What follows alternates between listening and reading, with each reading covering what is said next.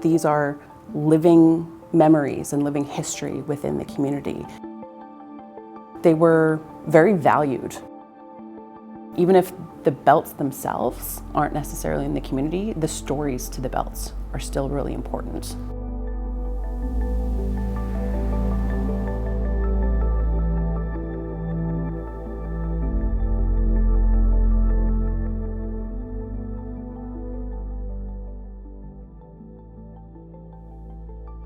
So the wampum can be viewed as a sacred material to the Eastern nations. It's a mnemonic device. You have various elements in the belt that would record important events that happen within that nation. They hold the memory. And it's something that was used as a form of gift giving. It was used to propose marriage, to declare war, to maintain peace. They would have gatherings. For example, say in Muncie, Delaware, they had belts that were associated with various leaders. And each time a leader within the community died, they would come together and they would bring out all the belts and they would read the belts from previous leaders, from previous generations. And it could take days to go through these belts. These aren't just relics of the past, they are used nowadays. A good example is that they are used in land claims to support land claims with the various governments. So they are still relevant and important in the communities. Even if the belts themselves aren't necessarily in the community, the stories to the belts are still really important to the community members, to the descendants, and to the families.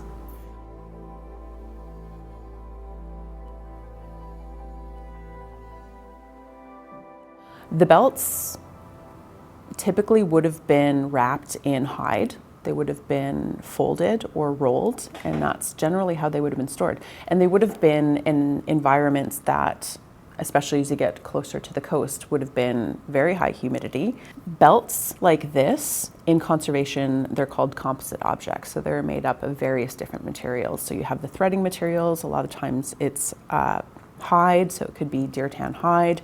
You've got, sometimes it's sinew that is used to thread the beads, sometimes it's bass fiber, so it could be from stinging nettle or slippery elm. And then you have the shells, which are also organic materials because they do come from the northern quahog mollusks and from the whelk shells.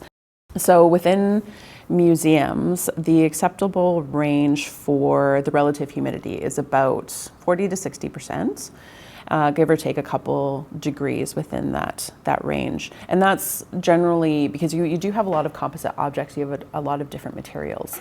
And so the 40 to 60 range is deemed acceptable. So you don't want to go really high with the humidity because then you're going to have the threading materials. You're going to have the hide and the threading materials rot away. But if the humidity is too low, then you start drying out the beads and you'll have the beads starting to crack and trying to break. So you're trying to find a balance that works for all elements of a belt if you're looking at it from a conservation perspective. For a long time, there was this idea of the barrier and protecting objects, and nobody should touch it. You should only touch it with gloves. But in order to properly, I guess, interact with the treatments that we're doing, you have to be able to have that contact with the object. And I feel like that helps the object to see them in front of us, to be able to see the details and to be able to see the back of the belt. You can see the maker when you can get up close to the belts. And there's that connection that you feel to previous generations. A lot of the times the belts that stayed within the communities and within the care of the traditional wampum keepers were in better shape than ones that could be found in institutions. These belts, when they left the communities, we don't always know what happened, what the history of that belt was after it left the community. Who was it with? How was it cared for once it left the community? When did it come into the collection? So you have the institutions that will, the way the belts are being shown right now, they'll be laid out flat. They'll be in a box, like an acid-free box. It'll be stable materials that they're laid out in. But when they were within the communities, they would have been wrapped in hide, the belts would have been rolled up, or they could have been folded up. And the things that happened too with the belts is they weren't necessarily, once they were made into belts, they just stayed that way. Like there were times that belts were taken apart. Belts could have been put together to represent, say, a peace agreement. Maybe the peace agreement fell apart, and so then the belts were taken apart. And so beads were reused in various belts. They were painted sometimes to represent certain things, and then they could have been washed. So that's something that within the museum environment, you would think, oh my God, no, I'm not going to put it in a bath, I'm not going to wash it. But that was done within the community. The belts would have been washed. But within community, while they were being used, they would have been handled by various people. They would have been put over the shoulder and hung. They would have been around the neck, completely against what we within institutions would think in terms of best museum practices. But it's how the belts were interacted with within communities. But their care with the belts were different than in the museums. They were totally fine with making the repairs. Within museums, you try to avoid introducing new materials to a historical object.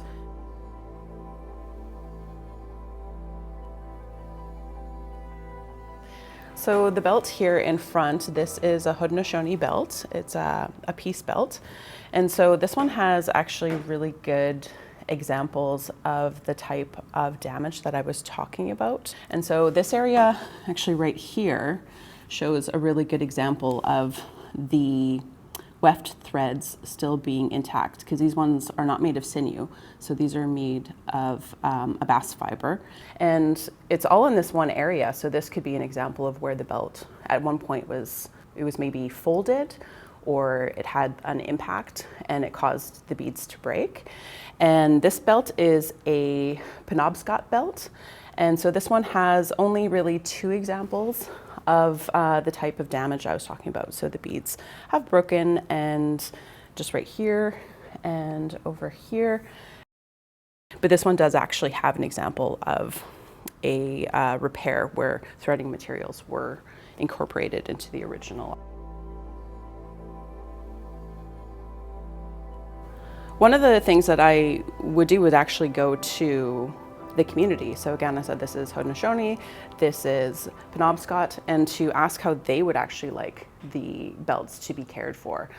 And this is something that I believe is actually ongoing with the Haudenosaunee belt and the conservation staff at the National Museum of the American Indian. And so the community may actually be the one who makes the ultimate call on what will be done with this belt.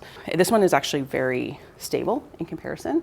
So even though it's stable, I would say it is actually something I still would go to the community about to ask how they would like it to be cared for. Because these, again, are considered to be living beings. They're living history, and it's really important to have the community's input and the consultation process to be carried out with them. At the Cultural Resource Center of the National Museum of the American Indian, these are actually stored in the high security vault. So a lot of people will think that for the high security vault, it's something that where like precious metals will be stored, but these are really precious as well. And the decision was made by a Haudenosaunee staff member who is the registrar. And so she was the one who decided that these should be placed in the high security vault. I feel like objects like this can't be viewed just as the object itself. So in my training, that was something that I found really interesting, is going into conservation, which is a science. So you're becoming a scientist if you go into conservation. It's something that is at odds a lot of the time with the way the teachings that I have within my own culture and with my own community. So it's trying to find that balance between the two, between being a scientist and being an Anishinaabe Akwe. So to have someone say, just from a scientific perspective, how would you view this? I can't. It's not something that is possible to be viewed in that way. And that's something that informs my practice in terms of curation, in terms of research, in terms of conservation, is to incorporate those 2 elements and to just find the balance between the 2.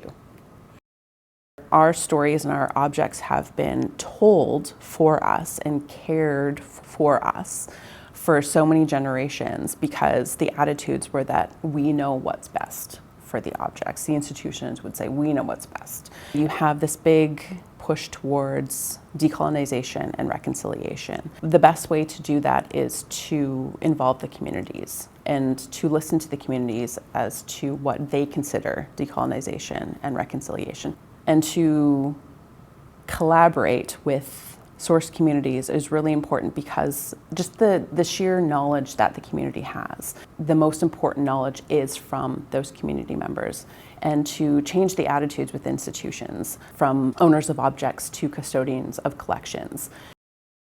And when you talk about preservation for future generations, you have to question, is that what the intention was for the object? Because we have a tendency within society to want to preserve everything of the past, but that isn't necessarily what that object was intended to do. It may have been intended to return to the earth at some point. So we're going completely against what the intention of the maker and the community and the object was in our goal to preserve the past. We don't get to make the call on that, though. We as conservators or the institution shouldn't be the one making the call on that. It should be the community that makes the call on whether or not something should be preserved. Should it be treated? Should it be on display? Should it be in storage? How should it be in storage? So those are things that I think are really, again, really important to why it's so important to talk to the community. There is that cultural link that does exist with the belts that tie in. It's got the historical aspect, but it's also got that emotional aspect. So you have belts that were within families, that were associated with various leaders in the past, but you still have those descendants nowadays who have that link to the belts. And so when we had the gathering at the Muncie, Delaware Language Symposium that happened in October 2024, it was the Jacob Dolson wampum belt that came from the American Museum of Natural History. So that was something that left the family in 1907, but you had Dolson family members nowadays who were able to spend time with the belt. That was something that was within their family for generations and had been gone for generations, and they were able to see once again. The Dolson family belt was brought outside for the first time in however many decades because it was held within a museum. It was held within the storage, the secure storage of an institution in New York. And so it was brought out, it was feasted, it was smudged, and it was talked to. And it was within the hands of the community members once again. And that was a really powerful moment at that gathering.